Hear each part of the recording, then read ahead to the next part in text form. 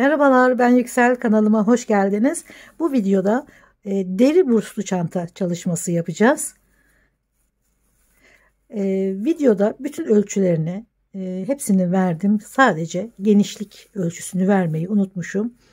Yüksekliği 18 santim, genişliği 37 santim bir örgü oldu.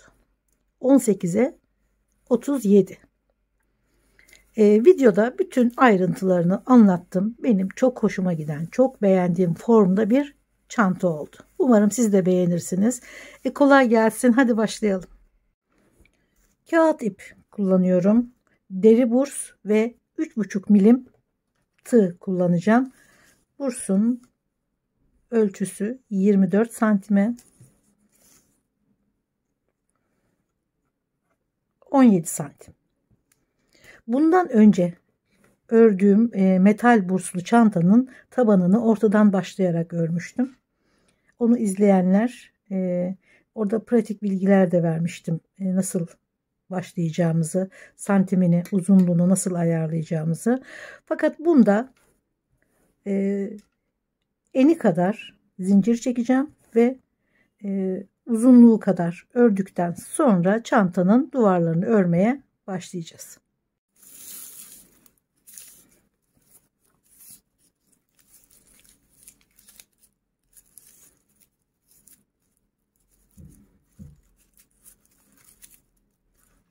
Şimdi en uzunluğu kadar zincir çekiyorum.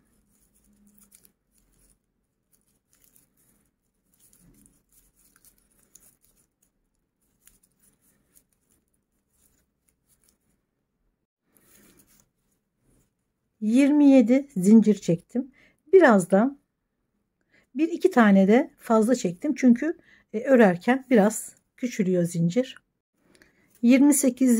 zinciri çekip hemen sıraya başlıyorum. 27 ilmek üzerinden tabanı örmeye başlıyorum. İlk sırası. Sıra sonunda son ilmeği örüyorum. Bir zincir. İlk ilmeğe sık iğne. Örgüyü bu şekilde devam ediyorum. Eni kadar ördüm. Şimdi uzunluğu kadar örmeye devam ediyorum. Biraz bol çekmiştim. Biraz büyük çekmiştim ama örünce toparladı. Tam eni kadar oldu.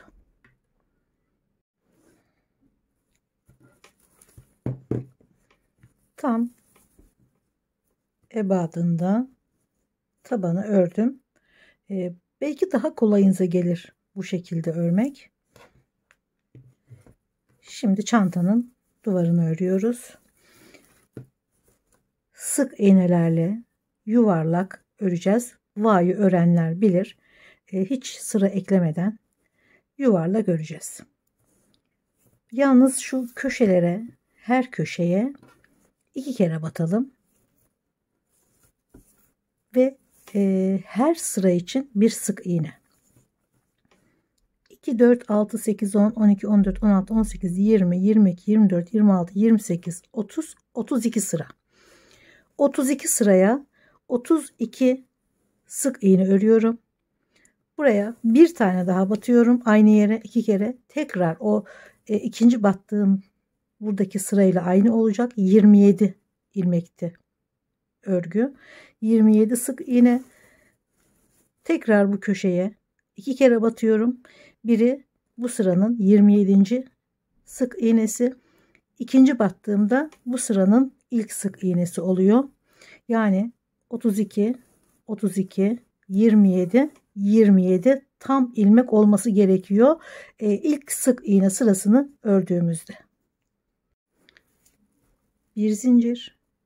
İlk sıraya sık iğne. İkinci sıraya, her sıraya bir sık iğne. Kaç sıra ördüysek o kadar sık iğne örüyoruz.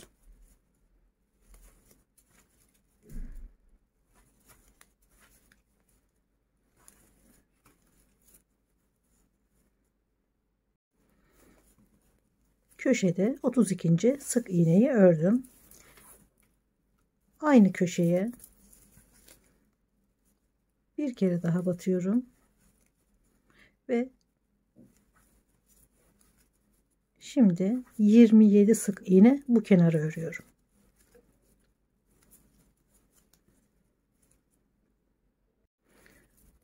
...27 sık iğneden sonra uzun kenar için gene bir sık iğne daha aynı ilmeğin içine ve yine her sıraya bir tane sık iğne, yani 32 sık iğne öreceğim bu kenarda.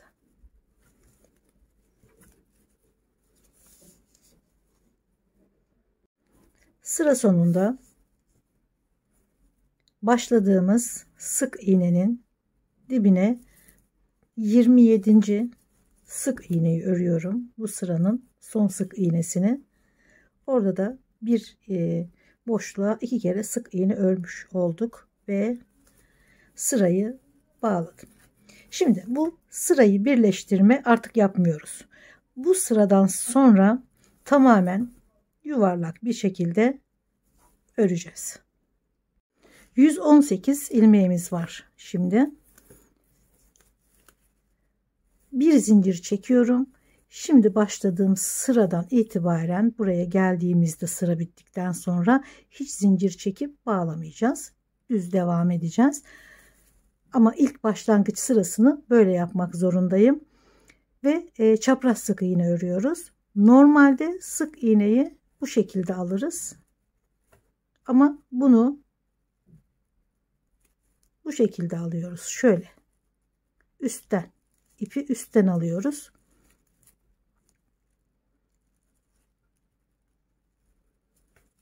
Hatta yeni başlayanlar nerede başladığını görmesi için buraya bir iğne takabilir. Kolaylık sağlar. Tekrar göstereyim. Böyle değil. Bu normal sık iğne alışı. Şöyle hemen üstten alıyoruz. Hoş bir görünüm oluşuyor bu örgüde.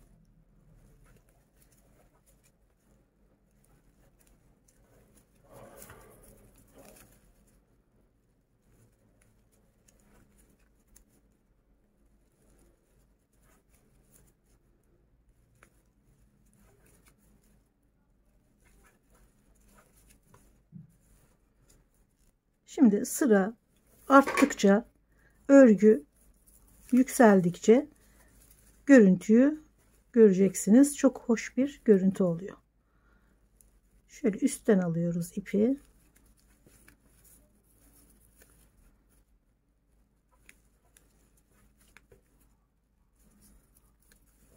Umarım gözükmüştür.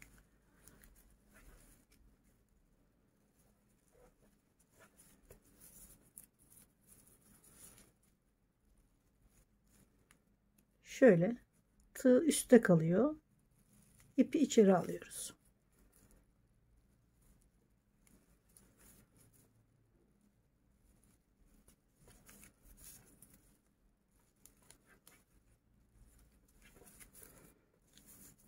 Bundan sonra artık hiç arttırma, eksiltme yapmadan dümdüz örüyoruz. Sıra buraya geldiğinde şuradan geçişi de göstereyim en son.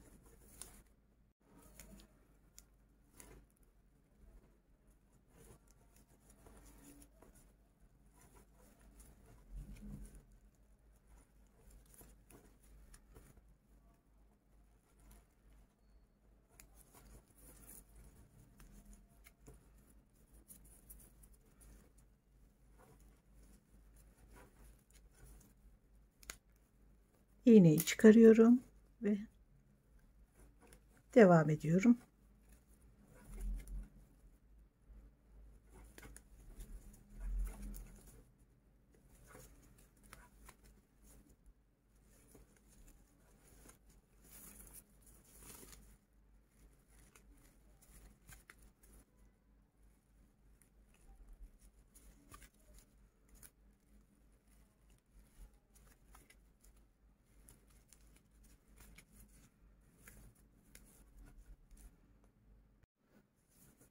Çantanın duvarını tam 18 santim ördüm. 1 santim fazla ördüm 2 sıra kadar. Normalde bu ebatta bir çanta 16 en fazla 17 santim idealdir. Güzel bir formda olabilmesi için. Fazla örmemin sebebi bursun şurada diktiğimiz aralıkta kalacak 1 santimden biraz fazla. Şöyle ikinci sıraya dikeceğiz örgünün. Yani 2 sıra çantanın yüksekliğinden kayboluyor. Bunu da hesap ederek 2 sıra 1 santim fazla ördükten sonra çanta gayet güzel formunu koruyacak. Yoksa o 1 santim 2 sıra gerçekten bu ebatlı çantada çok fark ediyor. Yüksekliği örmeye başladığımız ilmek şurası. Burada ipi kopardım. Burada da gizliyorum.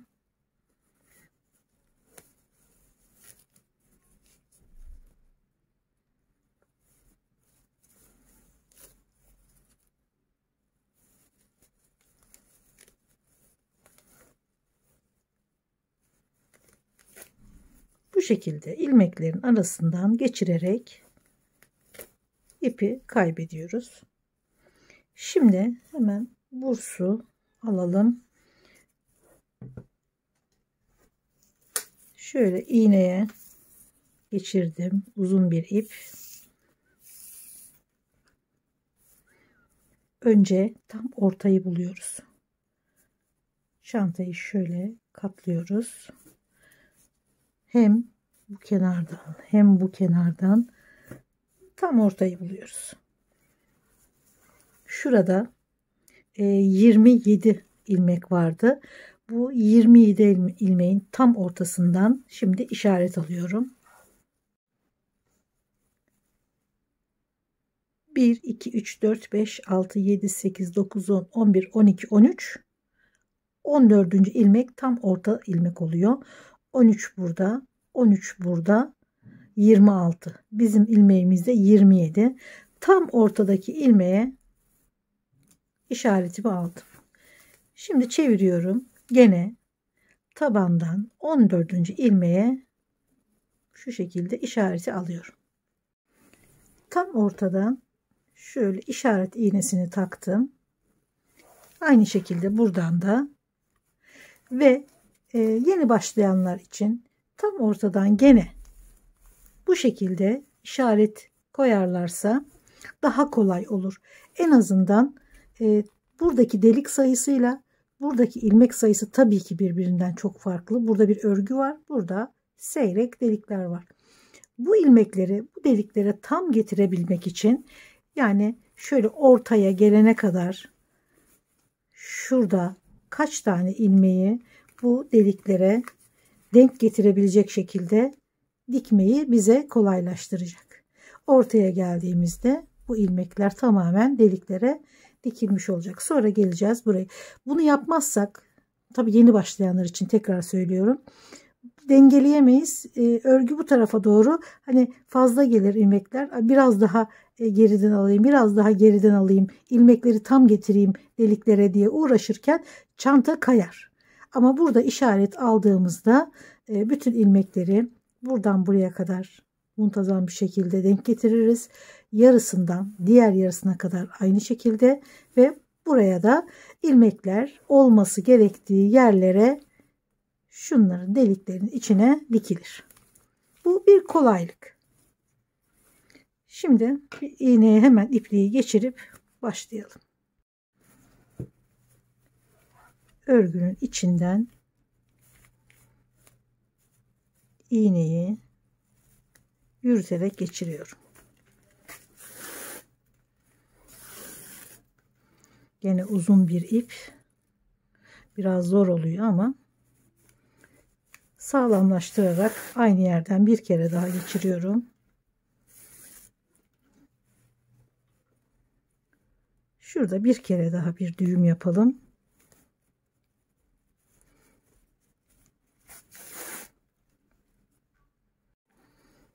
Bir, iki sıranın hemen dibine batıyoruz. şurada işaret yeri, tam işaret yerine karşı karşıya, şuradan biz başlıyoruz dikmeye. Şuradan tam karşılığı şurası. İğneyi bir ikinci sıranın hemen dibinden ve deliğin içinden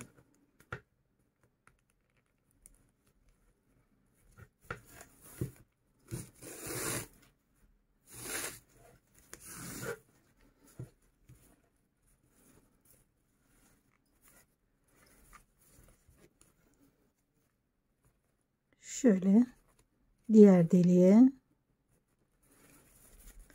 ve hep aynı yerden batmaya dikkat ediyoruz.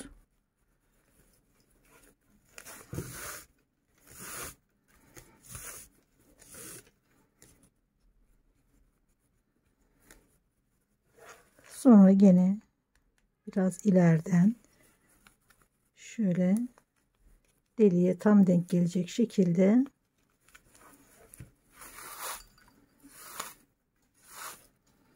sonra geriye dönüyoruz. Aynı yerden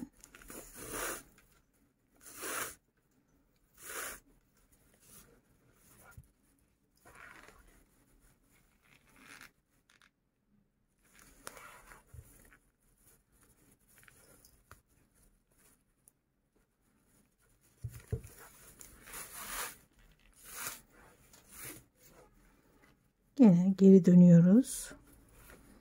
Düz bir çizgi halinde olması gerekiyor dikişin.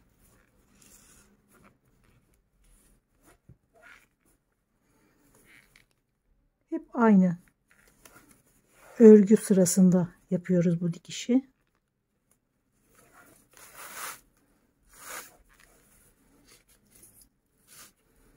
Uzun ip taktığım için zor oluyor. Tekrar geri iğne ardı dediğimiz dikişle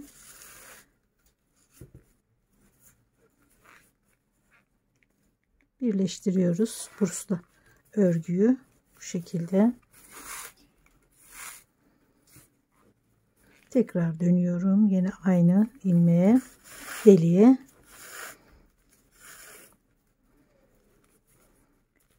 Şöyle orta, bakın şöyle duruyor, bakın şöyle durması gerek. Ortaya kadar geldim. Şimdi buraya kadar olan ilmekler deliklere tam denk gelecek şekilde diktim. Şimdi şuraya kadar olan, yani şu menteşe yerine kadar olan bölümde gene şu deliklere tam denk gelecek şekilde buradaki gibi dikiyorum. Bu işaretleri almasaydım inanın ben de zorlanabilirdim yaparken. Gayet kolaylık sağladı şurada aldığım işaretler. Biterken şu orta menteşe burada. Bittiği noktada şöyle arkaya alıyorum ipi. Ölçüleri dikkat ediyoruz. Bu ortada ilmek ve dikişe kadar 2 tane ilmek gözüküyor. Ortadan şu derinin başladığı yere kadar arada 2 tane ilmek var. Başlangıcımız da aynı şekilde olacak. Şu bağladığım işaret ipini alayım. Orta şurası. 2 tane bırakıyorum ve diğerine batıyorum.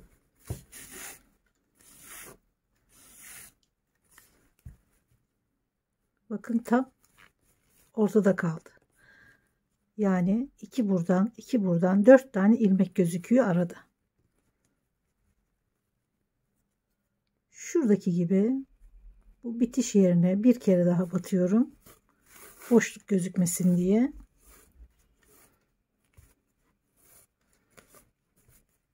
Şu açıklığı kapatıyoruz. Deriyi oturtuyoruz yerine yani. Yoksa havada kalır.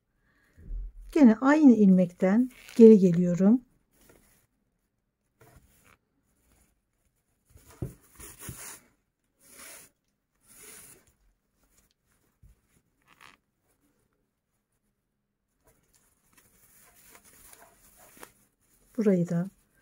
Burayı diktiğim gibi aynen devam ediyorum. Bir tarafta nasıl diktiysek şu köşeyi aynısını diğer köşede diktim, bitirdim. Baştan aldığımız işaretler çok işime yaradı. Gerçekten üşenmeyin, siz de alın. İlmekleri deliklere tam denk geldiği yere, yani olması gereken yerlere dikerek böyle muntazam, güzel duran bir çanta ortaya çıktı. Ben çok beğendim. Umarım siz de beğenmişsinizdir. Videolarımı beğeniyorsanız ve bundan sonrakileri de izlemek isterseniz beğenmeyi ve abone olmayı lütfen unutmayın. Görüşmek üzere. Hoşça kalın.